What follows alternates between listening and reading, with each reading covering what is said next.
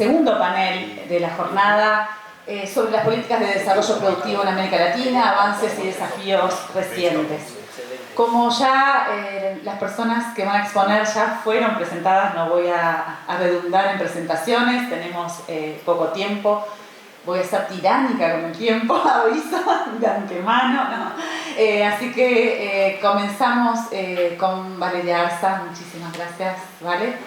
Te escuchamos. Voy a parar para ir más rápido. A ver. Tengo una presentación, voy aprovechando el tiempo. Voy a presentarles un resultado de un estudio que hicimos sobre políticas de desarrollo productivo a nivel nacional para Argentina, como parte de un trabajo conjunto que se hizo justamente de la CEPAL, en las cuales se hicieron comparaciones entre diferentes países. Voy a presentar el trabajo rápidamente, algunos resultados del trabajo de Argentina. Puede fallar, ¿Cómo? Puede fallar. ¿Puedo pasar? Bueno, no hace falta que motive el tema de por qué son importantes las políticas de desarrollo productivo, las políticas industriales. Como dijo Matías también antes, es un tema que está muy en boga en la literatura y en las discusiones políticas a nivel global. Por ahí, no tanto actualmente en Argentina, pero también lo estuvo en Argentina. Y la disciplina económica, digamos, el pensamiento económico sobre política industrial fue mutando, ¿no? Desde una idea de que la mejor política industrial era no tener ninguna, ¿no? A la nueva política industrial. Y los desarrollos de política pública en política industrial hoy por hoy entonces también fueron mutando, fueron cambiando cuál fue el énfasis de la política industrial, que en el caso de América Latina se denomina política de desarrollo productivo, ¿no? Matías dijo hoy que por ahí eso tiene que ver con el tema de no confundirlas con una política que fomenta exclusivamente el sector manufacturero. Yo también creo que algo debe tener que ver con la mala fama que se hizo a la política industrial tradicional y entonces querer cambiar un poco el nombre y hablar de políticas de desarrollo productivo. Voy a saltearme esta parte de la discusión en la literatura económica sobre política industrial para mostrarles cuál fue el objetivo de nuestro trabajo. Nosotros queríamos ver cuál era el esfuerzo que hacía Argentina en políticas de desarrollo productivo, cuáles eran los objetivos estratégicos que se perseguían y qué tipo de instrumentos se usaban. Y todo eso usamos un marco conceptual común con otros países de la región, tomando un modelo que se había desarrollado para la OSD, ¿sí? Entonces, en este caso, digamos, en este estudio, la definición de política de desarrollo productivo era una definición amplia, ¿no? Porque, como les decía, la literatura económica está, no está tan consensuado todavía qué llamamos exactamente política de desarrollo productivo, si estamos hablando de fomento al sector productivo en general o estamos hablando de fomento que modifique la estructura productiva. Bueno, acá en este trabajo hablamos de una definición amplia sobre, digamos, cualquier fomento que modifique, digamos, que trate de afectar de alguna manera al entorno empresarial, sea para alterar o no la estructura económica. Lo que hicimos fue, por un lado, una cuantificación del gasto y por otro lado analizamos estrictamente cuáles eran los diferentes instrumentos que se fueron utilizando y qué objetivos estratégicos perseguía la política en general, desde su narrativa de política y también cada uno de los instrumentos. Para eso utilizamos información del presupuesto, información sobre gastos tributarios y un catálogo que existía en ese momento, lo hicimos esto para 2021-2022, un catálogo que existía sobre todas las herramientas de política de desarrollo productivo que había en ese momento en Argentina, que era un catálogo que estaba más bien destinado a los beneficiarios de las políticas de desarrollo productivo para que pudieran saber cuáles eran los instrumentos a los cuales podían aplicar. Entonces, en ese catálogo, por ejemplo, acá está, ¿no? Hay dos ejemplos. Utilizando la información del catálogo, nosotros podíamos saber, por ejemplo, cuál era el objetivo de cada uno de los instrumentos y lo fuimos clasificando y armando una base de datos. Le decía que tomamos el marco conceptual de la OCDE, que lo adaptamos, y les voy a mostrar la adaptación, ¿no? La idea del marco conceptual de la OCDE es, por un lado, pensar que cuando uno habla de política de desarrollo productivo hay algunos objetivos estratégicos. Estos son los objetivos que hablaban en el documento de la OCDE. Estos de acá arriba son los objetivos que nosotros encontramos, se mencionaban en los documentos estratégicos para Argentina. Y cuando pensamos en cómo esos objetivos estratégicos se traducen luego en instrumentos, en realidad tenemos que pensar que hay muchos instrumentos que pueden atender de forma complementaria a cada uno de los objetivos estratégicos, ¿no? Entonces tenemos por un lado el diseño de la estrategia y después por otro lado la selección de instrumentos, que puede haber más de un instrumento para la misma estrategia, ¿no? Entonces es un poco la idea de este marco conceptual, es tratar de entender justamente cómo se complementan los diferentes instrumentos. A su vez los instrumentos se pueden clasificar por canal, que tiene que ver con, bueno, tratan de afectar la oferta, o sea, a las firmas, trata de afectar la demanda o trata de afectar la gobernanza, ¿sí? Como el canal sería eso, la orientación, si estamos hablando de políticas que son horizontales, que no seleccionan ningún tipo de actor ni territorial, ni sectorial, ni tecnología específica, o selectivo, cuando hace algún tipo de selección, y cuáles son los principales beneficiarios. Bueno, usando todo esto, nosotros clasificamos todos los instrumentos que existían a nivel nacional, tengo que decir, ¿no? Eran todos instrumentos nacionales. Bueno, cuando hicimos la evaluación del esfuerzo, bueno, llegamos a que las políticas en ese momento de desarrollo productivo representaban un 1% del PIB, ¿sí? Este número parece, bueno, a ver, es 1% del PIB. Para llegar a ese número hay un montón de trabajo metodológico por detrás, porque como les digo, hay que decidir qué es una política de desarrollo productivo, hay que pensar en cómo se mide, digamos, si es presupuesto que está destinado a eso, o si es ingreso que se pierde de recaudar por las exenciones impositivas. Bueno, hay un montón de metodología por detrás, pero bueno, llegamos a ese número, 1% del PIB en 2022, de lo cual la mayor parte eran estos gastos tributarios, o sea, exenciones impositivas, ingresos que se pierde el Estado, que se pierde o que invierte, digamos, de alguna manera el Estado para fomentar el desarrollo productivo. Este número, bueno, como es de esperar, está por debajo de los números de los países desarrollados, eso digamos, no es ninguna novedad, pero estaba por encima de otros países de la región y era consistente con otras mediciones que realizamos o que otras personas realizaron para el país en el pasado. Bueno, acá no se ve bien, pero en realidad yo lo que quiero mostrar es cómo nosotros fuimos clasificando los objetivos. Hay una serie de documentos estratégicos que se desarrollaron desde el Ministerio de Desarrollo Productivo. Cada uno nombraba, digamos, en diferentes planes, ¿no? Acá hay un plan, acá hay otro plan, nombraba diferentes objetivos, a veces coincidían, a veces no exactamente, había una definición de los objetivos. Bueno, nosotros fuimos como armando una clasificación que dio, digamos, estos objetivos que les mostraba en la filmina anterior y que están también acá arriba, ¿no? Que son un objetivo que tiene que ver con digital, tecnologías, I+D, verde, trabajo, tamaño, edad. Bueno, cuando uno busca cuál es la fundamentación económica que se hizo a esos objetivos en los planes estratégicos del Ministerio de Desarrollo Productivo, tenía que ver fundamentalmente con reactivar la economía post-COVID, un enfoque estructuralista que buscaba aumentar la competitividad, pero cuidando siempre el equilibrio en balanza de pagos, entendiendo, digamos, con esta idea de que bueno, como mostraba Matías, el electrocardiograma de la política de desarrollo productivo en algún sentido tiene que ver también con el electrocardiograma de la macro, ¿no? Y entonces, bueno, trató de pensar que esas dos cosas tienen que ir juntas o pensadas de manera coordinada y atender desigualdades. Eso está bastante claro en todos los documentos de desarrollo productivo que leímos, documentos, perdón, de estrategia de desarrollo productivo del Ministerio, que estaba buscando atender desigualdades relacionadas con la inclusión y con el desarrollo sostenible. Me quedan 5, bien. Y después, bueno, ¿qué tipos de instrumentos se usaron? Como les decía, bueno, hicimos estas clasificaciones, voy a pasar esta para pensar en esta que me interesa, ¿no? ¿Qué tipo de instrumentos? El 53% de los instrumentos, que es esta barrita de acá, el total general, acá está para las diferentes instituciones, eran instrumentos de carácter orientado, o sea, de carácter selectivo, que esto es diferente a lo que había sucedido en décadas anteriores, que fundamentalmente la política era más de carácter horizontal.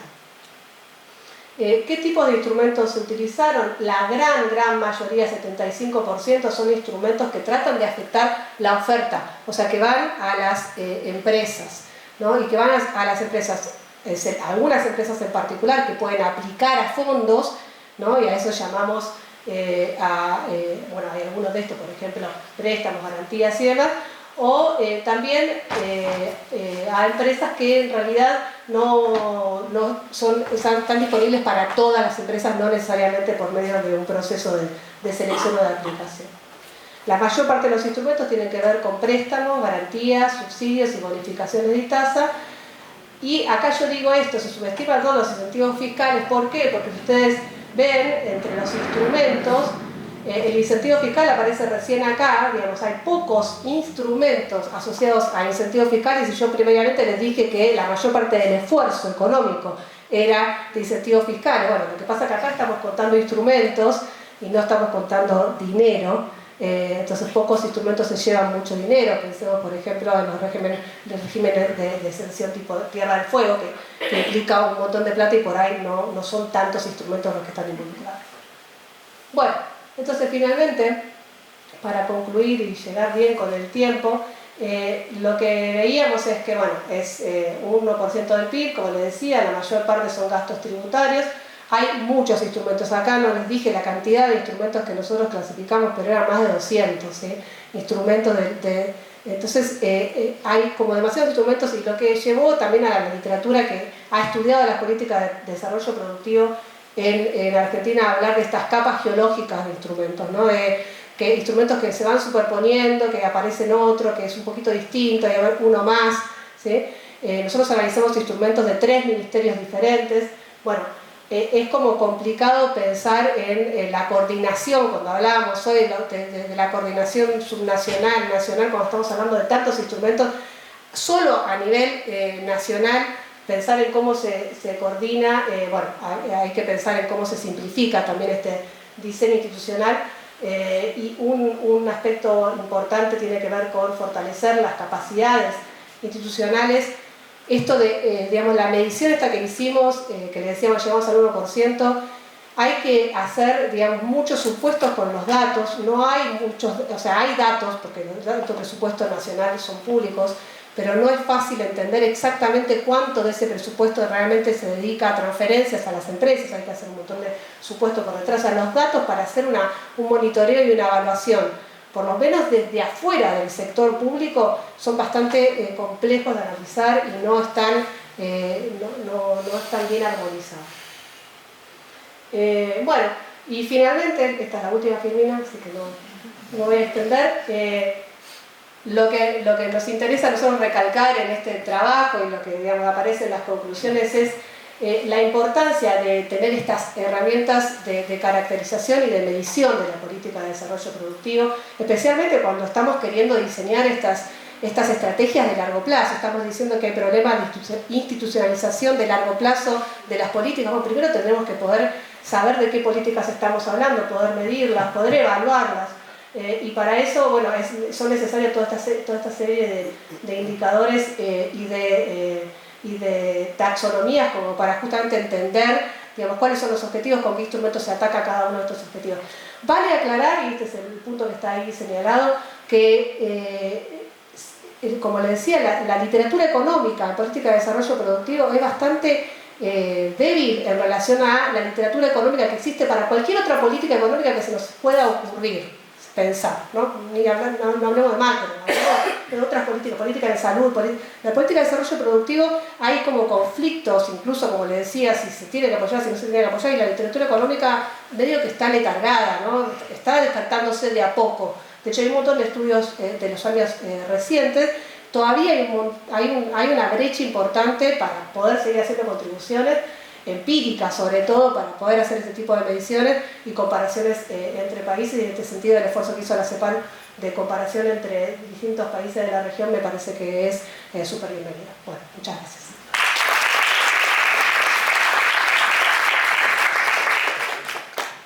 Muchísimas gracias, Valeria.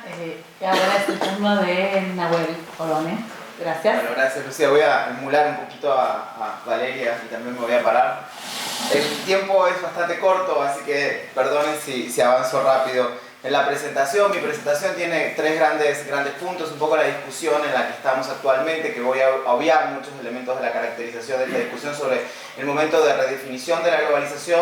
En segunda instancia, este retorno de las políticas de desarrollo productivo. Voy a hacer particularmente referencia a este esfuerzo que hizo la CEPAL por caracterizar las políticas de desarrollo productivo, publicando el año pasado por primera vez un panorama de las políticas públicas de desarrollo productivo. Este documento se llama en la casa, lo llamamos un flagship, es decir que ahora año a año se va a hacer una publicación específica sobre el panorama de las políticas de desarrollo productivo, y ya las invito y los invito a que nos acompañen virtualmente el 9 de octubre en el lanzamiento del panorama de las políticas de desarrollo productivo que vamos a hacer este año 2025 desde México. Y por último, una comparación bastante rápida sobre algunas variables que creo que funciona muy bien de manera complementaria a lo que presentaba Valeria, en cómo está el Plan México como gran estrategia de industrialización actual del país y la nueva industria Brasil. Entonces, algunos elementos de la globalización redefinida que estoy seguro que ustedes conocen perfectamente. Hoy el PIB de China tiene un peso mayor que sobre el PIB mundial que tienen los Estados Unidos. Esto es un proceso que se viene dando desde hace ya algunas décadas y se ha traducido en este contexto actual que estamos viviendo de muchas disrupciones tecnológicas, conflictos comerciales y crisis geopolítica.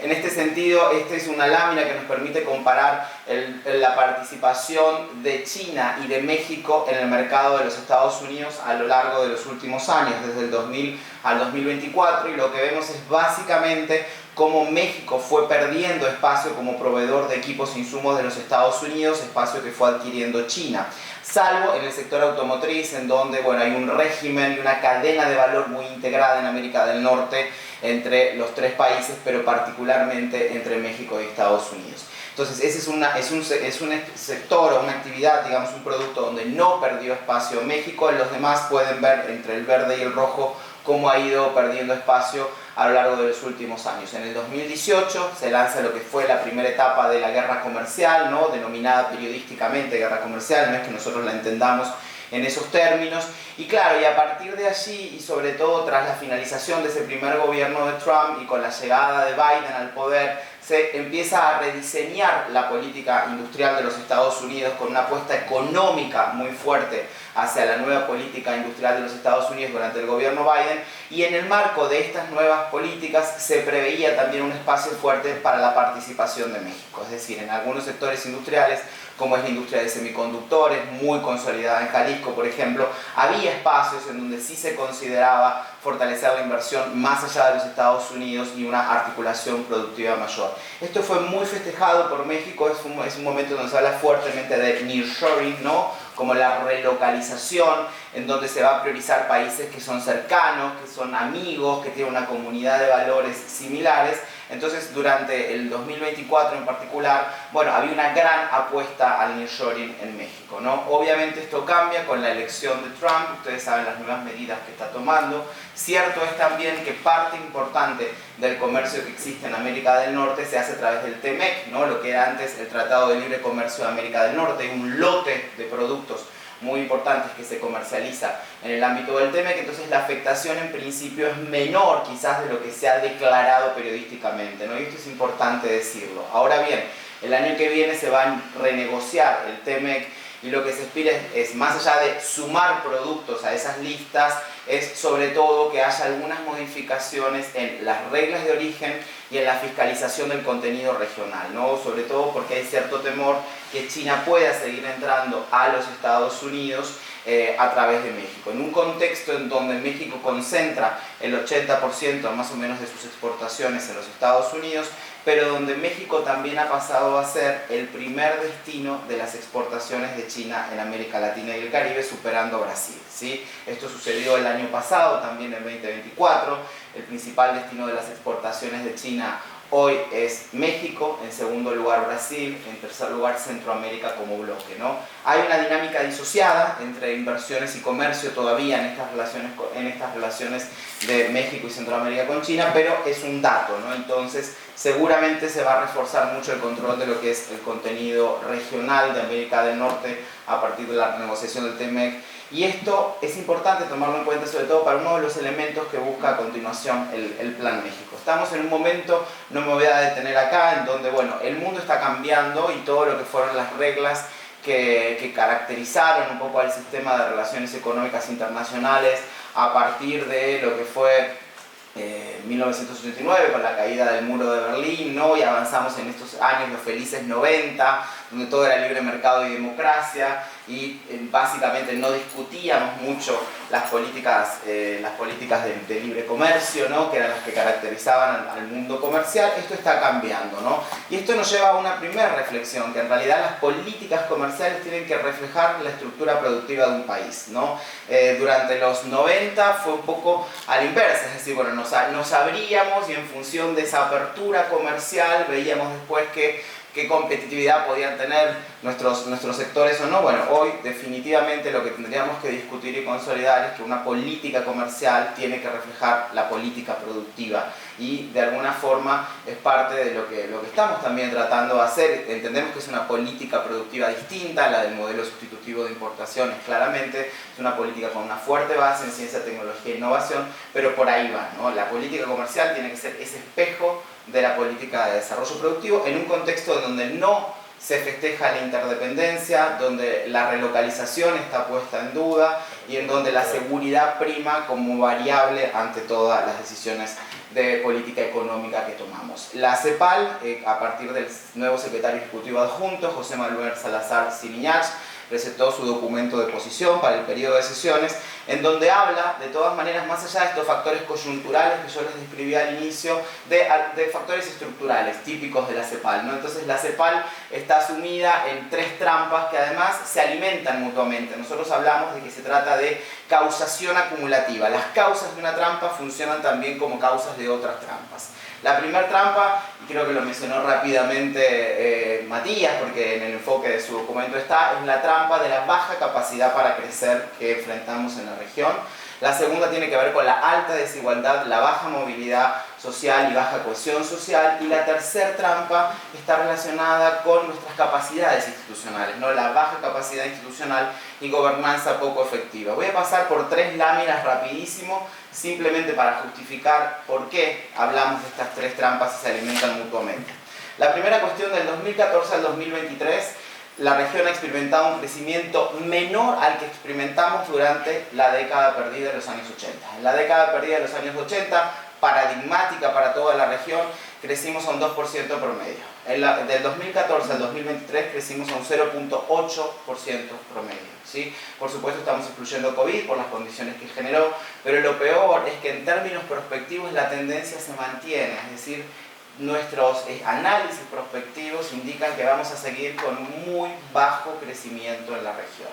Esto se explica parcialmente, no es la única causa, por los problemas de productividad muy serios que tenemos en la región, ¿sí? Y yo sé que si estudiaron economía acá están cansados de ver láminas que comparan la productividad de los países de América Latina y el Caribe con otras regiones, la productividad de los Estados Unidos, de China, de las economías del sudeste asiático, en donde básicamente vemos que la productividad en América Latina y el Caribe está estancada o decrece, y en otras economías obviamente crece, como es este análisis comparado con China. Ahora, la productividad se ve materializada en todos los niveles. Tenemos dificultades en la productividad por sectores, tenemos dificultades en la productividad laboral en relación con las empresas, lo mencionaba también creo que Matías, y por supuesto en los territorios, ¿sí?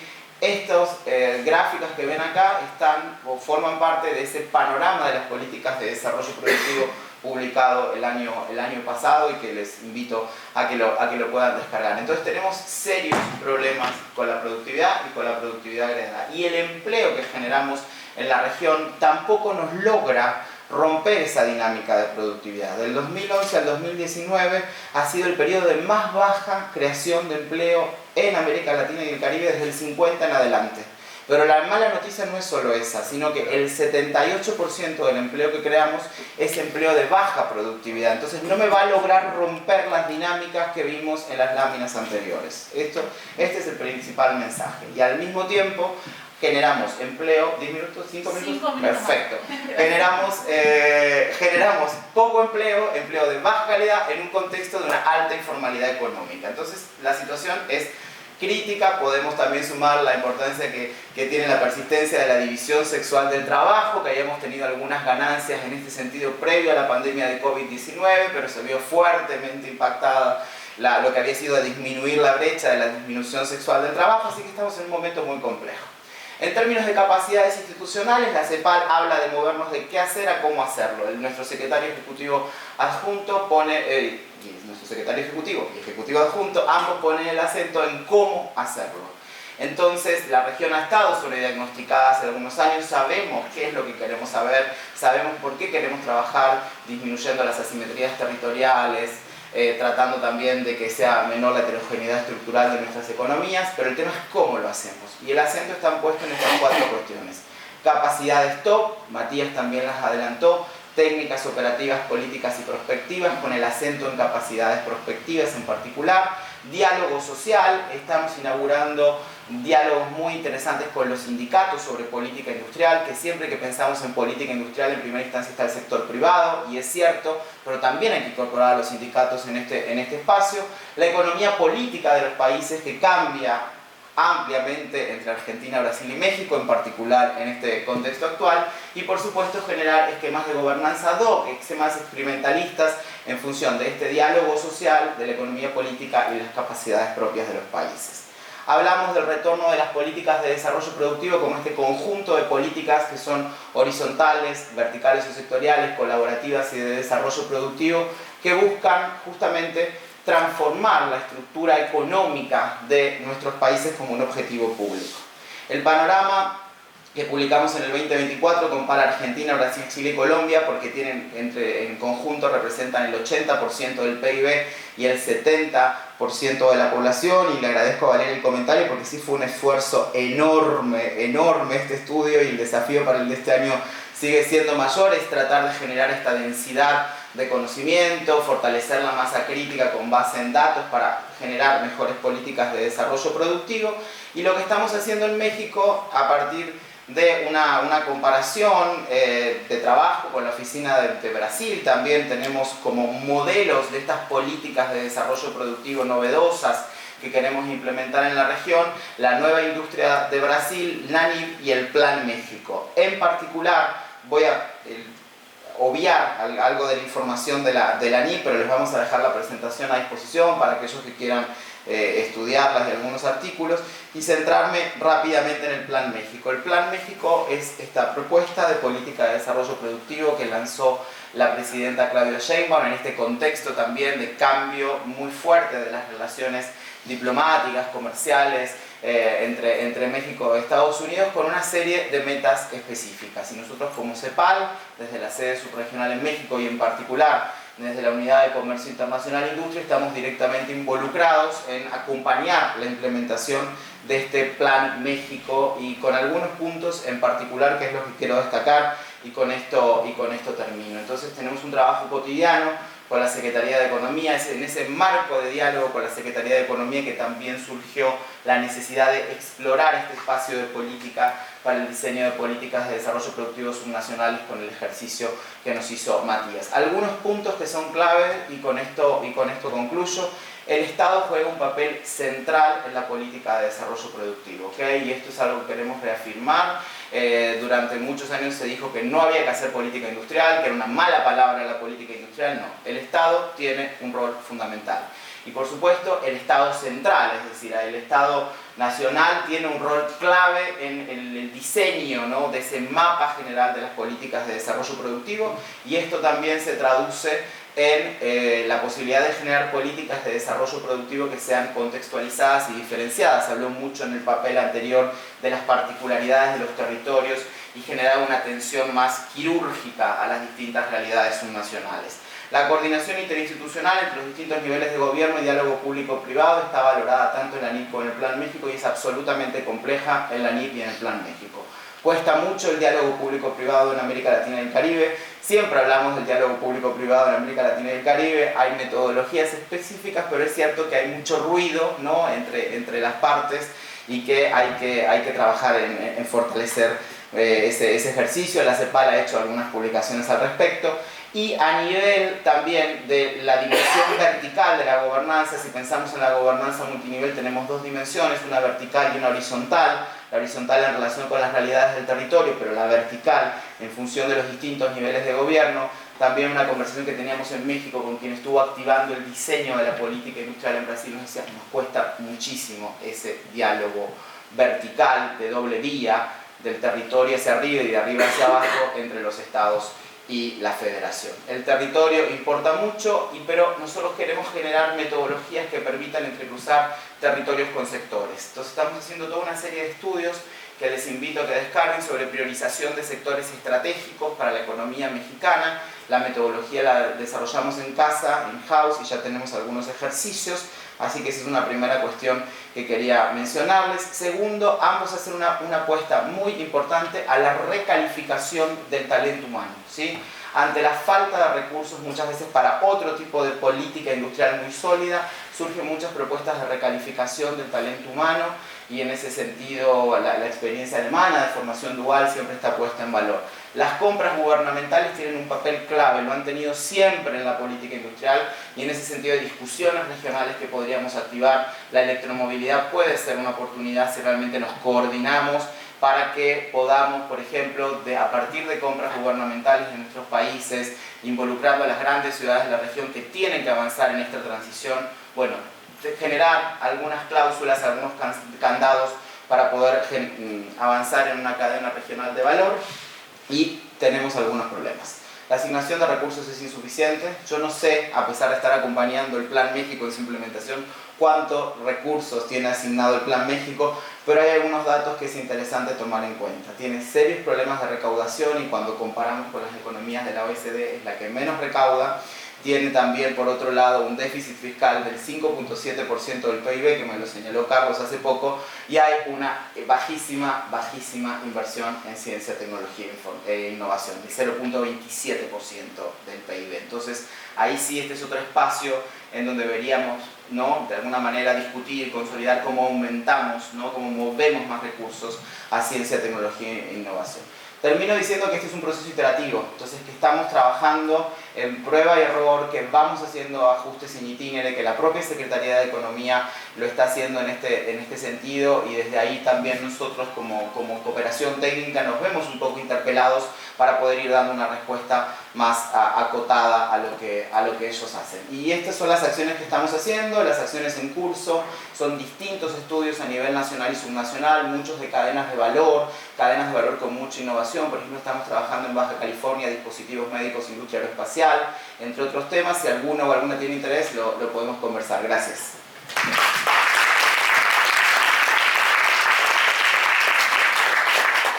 Muchas gracias, Nahuel, gracias por el respeto del tiempo, los tengo corriendo. Ahora es el turno de Carlos, muchas gracias, te escuchamos. Listo, voy a poner el cronómetro para saber cómo voy. Bueno, pues yo quiero modifiqué un poco la presentación que tenía para el día de hoy, para tratar de mover un poco la discusión y plantear tal vez algunas preguntas y algunas reflexiones con las que podríamos mover hacia adelante. Y espero que pueda cumplir con eso. El problema de improvisar es que puede salir un poco desordenada la presentación, me disculpan si no me doy a entender. Pero bueno, esa es un poco la intención.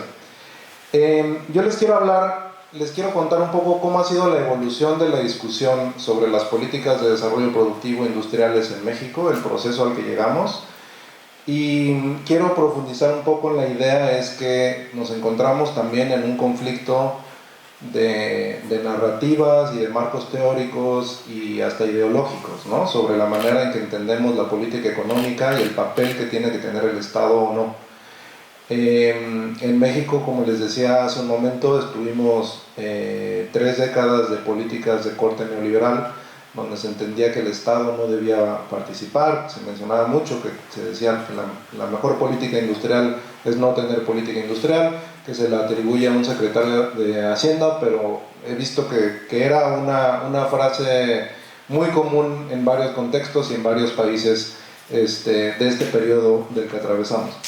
Entonces nosotros nos encontrábamos, cuando empezamos este proceso un poco más articulado de diálogo en colaboración con la CEPAL, a la mitad del proceso de la administración de López Obrador, que fue el primer gobierno de izquierda, o que se autodetermina de izquierda en México, y empezó a cambiar la narrativa, ¿no?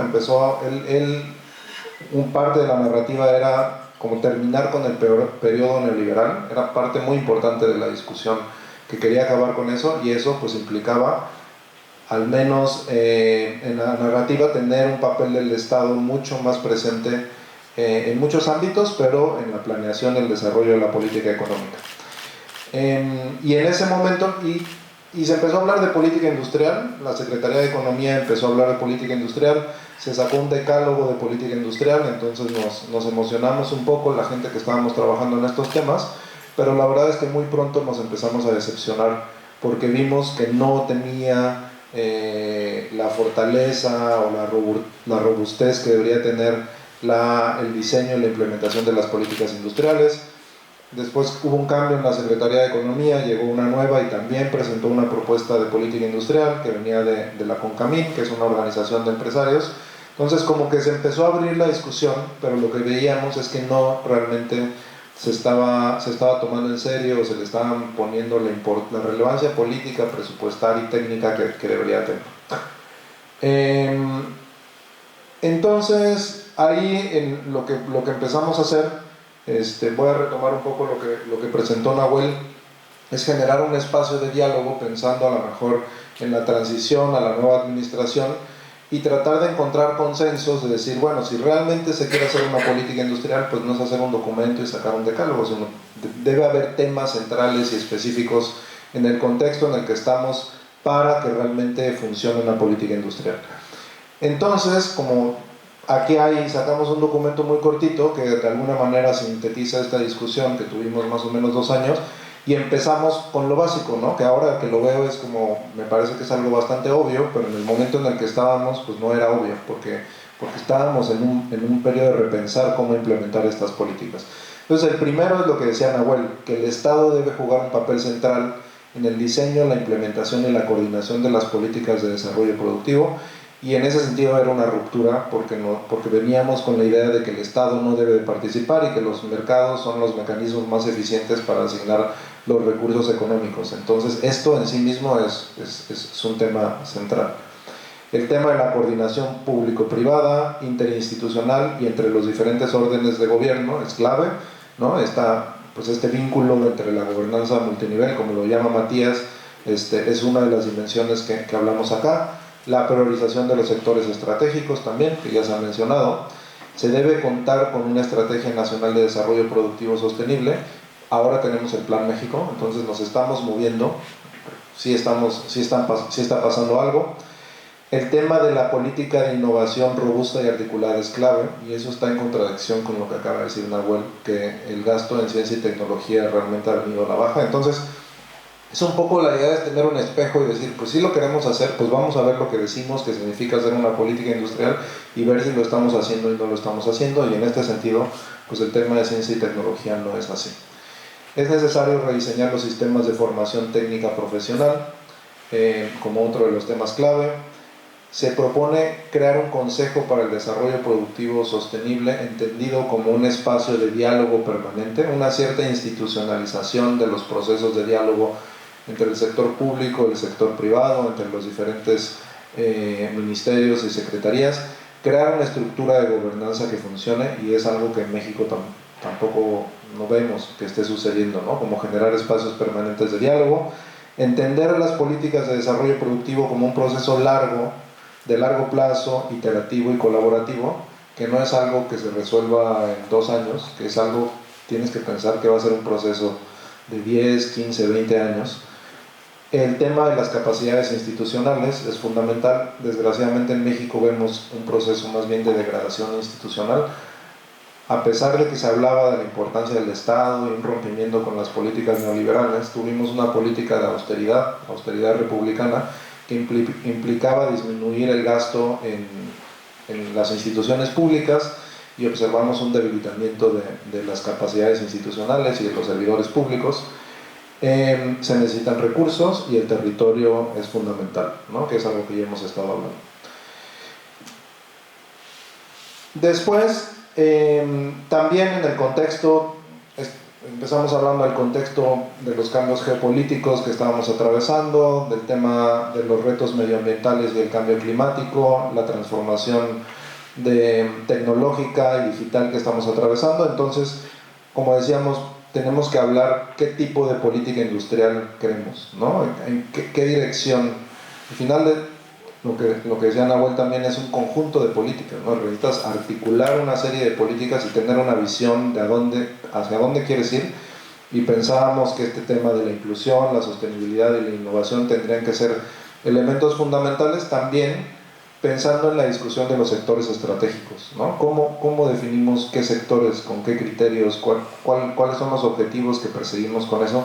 Entonces, pues hablamos de tener estas dimensiones y tener claridad de cuáles son los objetivos dependiendo de estas dimensiones. Aquí un listado de los instrumentos. Lo que decíamos es un conjunto de instrumentos de política pública, no es una política. Y eso implica pues muchísima coordinación, porque cada uno de los instrumentos tienen diferentes responsables dentro de la administración pública en diferentes niveles de gobierno, y ese es un tema de economía política, porque al menos en México el tema de la coordinación entre las diferentes instancias, qué espacio ocupa cada quien, qué relevancia tiene cada quien, quién lo dirige, es algo bastante complejo. Y bueno, ya para aterrizar un poco la discusión y movernos de este tema, pues que es algo que ya llevamos trabajando un tiempo, y vinculándolo al trabajo que está haciendo Matías, me regresé un poco a las notas que teníamos de dos casos específicos de implementación de políticas productivas a nivel subnacional en México, derivado de un par de preguntas que nos hizo Daniel Steingart en los días anteriores, ¿no? Que decía, hizo dos preguntas que me parecen muy importantes. Uno es cómo han identificado casos de desarrollo productivo a nivel territorial que no estén vinculados a la extracción de recursos naturales, ¿no? Que es una de las trampas que tenemos en nuestra región, ¿no? Y otro caso es como, pues, ¿qué detona esos procesos, ¿no? ¿Cuáles son? Y creo que en economía siempre nos interesa eso, ¿no? ¿Cuáles son las variables causales que detonan este tipo de procesos? Y en ese sentido creo que las políticas industriales, políticas de desarrollo productivo, nos ofrecen un marco conceptual muy interesante para pensar qué detona este tipo de procesos, que no lo hacían las políticas más de corte neoclásico, neoliberal, ¿no? Que trataban de explicar pues, cuál es el origen del crecimiento económico. Me puse a recordar los estudios del modelo de Solow, que hablaba pues, de la importancia del capital por trabajador, la tasa de ahorro, y que pensaba que al final el detonante del crecimiento es el nivel de desarrollo tecnológico, pero lo veía como una variable exógena, él no lo explicaba. Después Romer y Lucas trataron de pensar en un modelo endógeno y decían, bueno, es la tecnología, pero ¿qué es lo que genera la economía, el desarrollo tecnológico? Y metieron la variable el desarrollo del capital humano, ¿no? Entonces ellos identificaban fundamentales las políticas de formación de capital humano, los sistemas de innovación.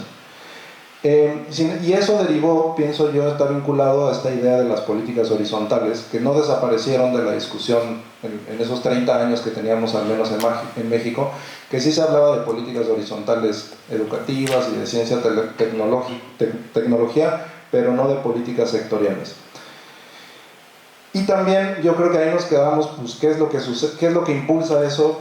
Pues no sabemos. Pero viendo estos casos, como me puse a revisar estas notas que tenía de un trabajo de Walid y Tijerina, que se puso a estudiar los casos de Querétaro y Nuevo León, que son dos casos emblemáticos de México, y es lo que quiero como compartir y dejar un poco para la discusión. ¿Qué es lo que pasó ahí, ¿no? Porque al final estos modelos neoclásicos no te dicen quiénes impulsaron los procesos, cómo se generaron estos espacios, cuál era la economía política que los detonó.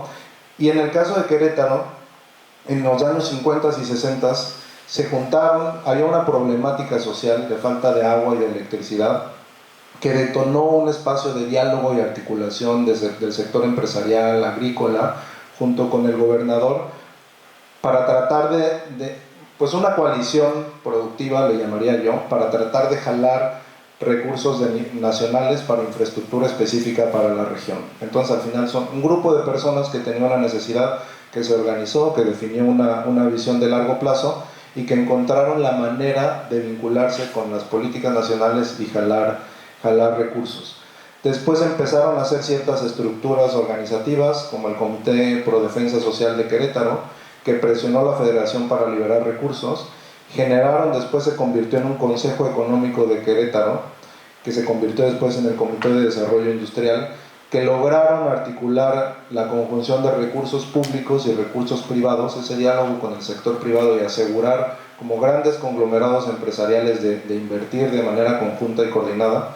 Fue fundamental. Ahí el rol de Bernardo Quintana, que era el director de ICA, que es una compañía constructora muy importante en México, que lograron la coinversión en zonas industriales y públicas y privadas. Después el vínculo de estos grupos con universidades locales, ¿no? Se hicieron grandes inversiones en universidades para formar justo los recursos humanos que se iban a necesitar en estos nuevos parques industriales, y lograron financiamiento mixto de la banca de desarrollo, en el caso de Nafinsa, y de la banca internacional con el BID y el sector privado. Entonces, creo que analizar estos procesos con lupa, ver cuáles eran los procesos de economía política, quién los impulsaba, cuáles eran los incentivos, cuáles fueron los mecanismos de diálogo político que tuvieron también con el gobierno nacional, nos puede dar mucha luz, que al final creo que lo que nos interesa es pensar cómo detonamos este tipo de procesos en más regiones de la región.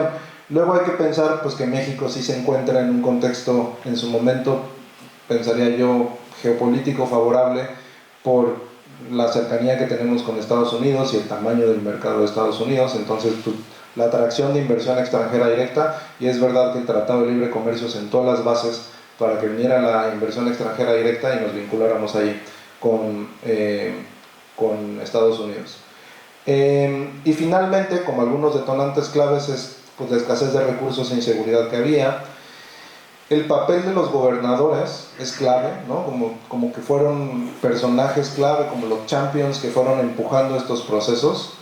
La inversión en capital humano y vinculación con cadenas globales, y un modelo que retoma Walid, no me acuerdo el nombre del investigador de Embedded Autonomy, ¿no? Como este modelo de relación entre el sector público y el sector privado, que se generan una relación de confianza y de diálogo, pero que el sector público no está cooptado por el sector privado, que al final eso detona en procesos rentistas, de extracción de rentas, de vínculo, de privilegios, sino que realmente hay una cierta tensión, hay confianza, pero también hay tensión entre el sector público y sector privado. Creo que eso es sumamente importante.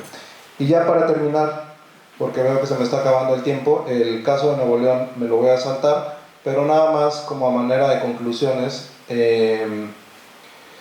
como los factores comunes de estos dos casos, creo que vale la pena mucho resaltar el tema de los gobernadores como agentes de transformación. En ambos casos fueron clave y lideraron la articulación entre la federación, las élites locales y los actores sociales. Una integración vertical y horizontal, vinculación con recursos federales, pero también construcción de instituciones locales para la colaboración público-privada. Creo que ahí se vincula con la idea de gobernanza multinivel. Las estructuras organizativas duraderas, en el caso de Querétaro el CODICE, este consejo, y en el caso de Nuevo León el Consejo de Ciencia y Tecnología de Nuevo León y la estructura de clústeres. La inversión en capital humano e infraestructura, inversión en educación técnica y parques industriales como habilitadores clave, En el caso de Querétaro es muy interesante la instalación de la Universidad Aeronáutica, que permitió que el sector de aeronáutica se detonara también de manera muy interesante, y el diálogo que hicieron con Bombardier para instalarse en el estado, asegurando como la formación de recursos humanos para la empresa, y la inversión mixta entre gobiernos locales, gobiernos federales, banca de desarrollo y capital privado. Creo que este tema de coordinación, que queremos impulsar mucho la discusión sobre el financiamiento, es clave. Cómo jalas a los diferentes, porque tenemos recursos bastante escasos. Y temas claves son la continuidad de las políticas, cómo logramos que haya continuidad, y creo que te preguntaron a Matías, que no contestaste, cómo logras la continuidad política, porque hay bandazos políticos, pues que llega uno con una idea y llega otro con eso, cómo logras eso. Y en el caso subnacional es bastante interesante, creo que estas estructuras sí nos dan una idea de cómo lograr cierta continuidad, la institucionalización de las alianzas, y tener una visión estratégica, Querétaro en manufactura y Nuevo León en innovación. Y yo lo dejaré por ahí. Muchas gracias.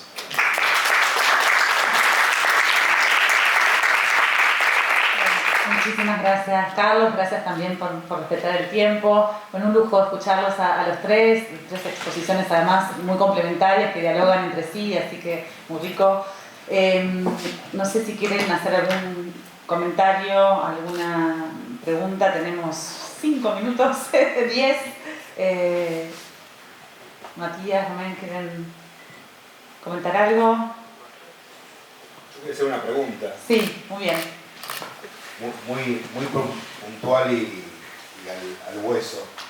Si tuvieran que elegir o ponderar entre estos dos factores como limitantes para el mayor impacto en la política industrial en el caso que estamos viendo, ¿no? Argentina, Brasil, México, ¿cuál consideran más importante? La escasez de recursos presupuestarios, donde evidentemente lo contaban en el caso de México, con una política industrial nueva con pocos recursos, o más bien la cuestión del diseño y la coordinación. ¿Cuál es más importante o qué ponderación me aplicaría? A los tres.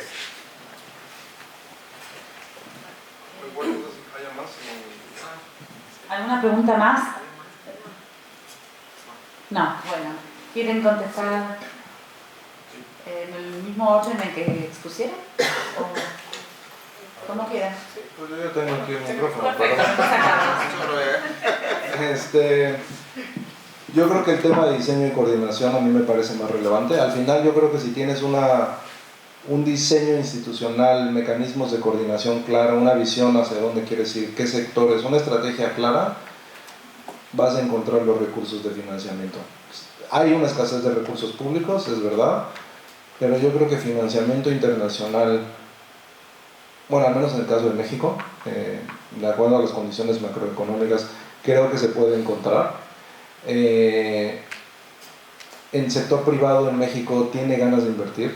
En los diálogos en los que yo he estado, en diálogos sobre temas energéticos, temas de farma, quieren invertir, pero necesitan la certeza jurídica, la claridad hacia dónde va a ir. El tema de la inestabilidad con Estados Unidos sí es una fuente de incertidumbre, pero yo creo que en algún momento se van a aclarar las cosas y las condiciones van a cambiar. Entonces hay inversión extranjera directa también. El tema del nearshoring, que México era como la gran oportunidad para México, que se detuvo ahora con Trump, pero yo creo que la integración regional probablemente va a continuar si realmente Estados Unidos quiere ser competitivo con Asia. Necesita de pensar en una integración regional, porque es claro que ellos no tienen las capacidades de empleo, de disponibilidad de capital humano para hacerlo. Entonces yo creo que eso a mí me parece como, yo empezaría por ahí, porque además pues si consigues recursos y no tienes claro para dónde van y con qué estructura, yo creo que ni siquiera están deseables, ¿no? Entonces yo le daría prioridad a esa parte. ¿Breve? Creo que mi respuesta incluso está bastante alineada con la de Carlos. A ver, yo creo que se puede hacer política industrial o política de desarrollo productivo con pocos recursos, pero no sin recursos. Sin recursos es imposible hacer una política de desarrollo productivo. Con pocos recursos y buen diseño de la política y buenas instituciones podemos hacer cosas interesantes.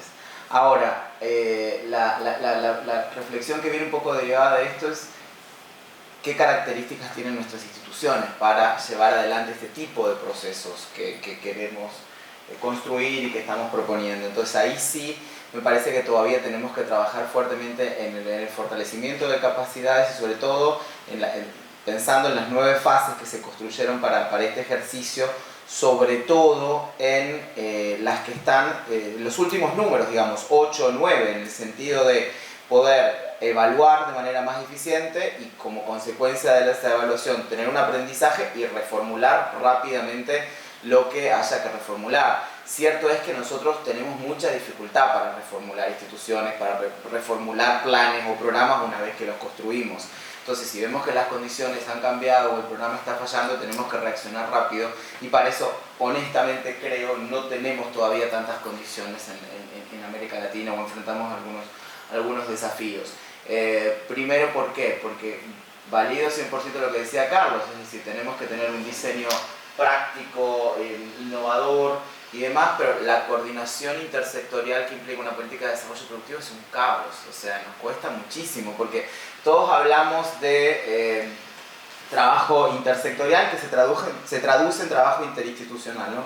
Hicimos un documento, una guía con un colega, Marco Dini, en donde ponemos mucho el acento justo en esto, en la intersectorialidad, que es siempre, lo destaco, interinstitucional. Y ahí es muy difícil porque nosotros declaramos muchas veces que llevamos adelante o creemos que llevamos adelante procesos intersectoriales. Acá hablo desde la administración pública, no en términos de sectores de la economía. Y en realidad, sin planificación conjunta y financiamiento conjunto, no hay un buen diálogo intersectorial para pensar el desarrollo productivo. Entonces esa es una primera cuestión, que adolecemos de capacidades. Y segundo, la capacidad de cambio es muy lenta en América Latina. Probablemente hasta podría ser una de las críticas de la propuesta del modelo de industrialización sustitutiva de importaciones. El modelo en su contexto tuvo mucha lógica, mucha dinámica, pero cuando empezaron a cambiar las condiciones internacionales, realmente no supimos dar la respuesta pública para ajustar cómo nos volvíamos a reinsertar o qué modificaciones había que hacer en términos de política industrial. Así que yo creo que el diseño importa e importa muchísimo. Con un buen diseño logras atraer recursos y es un poco la discusión que queremos dar y creo que lo miro a Romén porque estamos pensando hacer algo en este sentido y sobre todo porque me parece que esto sí está en la Argentina y esta es una opinión personal en función de algunos diálogos que hemos construido en estos días. Hay instituciones de ya mucha antigüedad vinculada a la política de desarrollo productivo subnacional, en donde participan los gobernadores en los procesos de toma de decisiones, que muchas veces ayudan a decidir hacia dónde va la inversión pública en sus provincias, pero de todas maneras tienen dificultad para pensar modelos innovadores de financiamiento de estas políticas. Entonces, con un rediseño interesante interinstitucional, evidentemente podés atraer otros recursos a la mesa. Sin recursos no se puede, con pocos recursos podemos empezar a pensar desde otro lugar y a construir desde otro lugar. Gracias. Bueno, estoy tentada de dar el contrapunto. Cuando hiciste la pregunta pensé un poco lo mismo, ¿no? Esta idea de que hay una condición necesaria para hacer política de desarrollo productivo que tiene que ver con el diseño, con la articulación de actores y demás, ¿no? Y cuando nosotros hicimos el estudio este que les mostré, muchos de los instrumentos que nosotros clasificamos no requieren de gasto casi. O sea, los instrumentos de gobernanza tienen que ver con instrumentos que no es un esfuerzo en términos impositivos, y hay varios de estos instrumentos, muchos de los instrumentos que se apoyan en el sistema que ya existe, digamos, de educativo, de capacitación, de los institutos de ciencia y tecnología, que tienen que ver más con buscar la articulación entre esos actores y el sector privado, que realmente no demandan muchos recursos. Ahora bien, dicho esto, yo creo que depende mucho de la ambición que tengamos, ¿no? Con el tema de las políticas de desarrollo productivo. Si nosotros realmente queremos cerrar la brecha de productividad y la verdad que sin recursos me parece como muy difícil, ¿no? Y si pensamos en comparación con lo que destinan países que han logrado cerrar la brecha de productividad, es abismal la diferencia en términos de la inversión de recursos. Entonces, yo creo que ahí podemos pensar un poco esto, ¿no? En temas de las ambiciones. Yo creo que si uno piensa en objetivos menos ambiciosos, hay mucho que se puede hacer con pocos recursos. Ahora, si queremos lograr objetivos un poco más ambiciosos, realmente necesitamos inyectar recursos en políticas de desarrollo productivo. Un poco la idea de que la condición necesaria es un buen diseño, pero no es una condición suficiente si realmente vamos a querer avanzar en términos de desarrollo productivo en regiones que están tan rezagadas y que tienen tantos problemas de heterogeneidad estructural como venimos mencionando. Muchísimas gracias Valeria, gracias Nahuel, Carlos, gracias a los tres. Invito ahora a Marcelo, si querés pasar a dar unas palabras de cierre, ¿les parece? A la jornada. Gracias. Muy cortito, nada. Me quedo con una imagen, ¿no? Desde el lunes pasado hasta hoy, que es el impacto en la vida colectiva de Trump, ¿no? Nosotros empezamos el lunes pasado con una charla. No tiene batería. Ya no sé ni las baterías. No, decía que me quedé con el impacto que tuvo en la CIDI Trump. Empezamos hace una semana con Trump y terminamos con el impacto que tiene Trump en nuestras vidas, que hace 8 meses, 9 meses, ¿no? 8 meses. Que parecería que hace muchos años que lo hizo, y que en políticas productivas se anima a cosas que decimos capaz que no se animan, o que sigue discutiendo y que vuelve y que va, y que me parece que es muy difícil, esto que decía Vale recién, con tan baja inversión en ciencia y tecnología, generar una política productiva. Y que en eso tanto China como Estados Unidos no da ese debate de qué poquito le destina a la inversión en ciencia y tecnología, y por eso da una centralidad en las decisiones mucho más fuerte. Así que nada, me quedó el efecto Trump en nuestras vidas, que no lo tenía tan focalizado para el 10º aniversario de la CIDI. Agradecerle a la vicerrectora que se acercó, que estuvo acompañándonos a lo largo de la CIDI, mandarles el saludo al rector, que se está recuperando de una operación y que sigue cada uno de los eventos por YouTube, y agradecer nuevamente a todos los que participaron, a todos los que nos acompañaron, a todos los que trabajaron, el esfuerzo, la dedicación en cada uno de los días que duró la CIDI, y fundamentalmente nada, darles el mensaje de que vamos a seguir trabajando por una educación con inclusión, por una investigación con muchos más recursos y con una apuesta en la ciencia y tecnología en el sistema universitario. Así que de nuevo gracias a todos y espero que nos volvamos a ver el año que viene.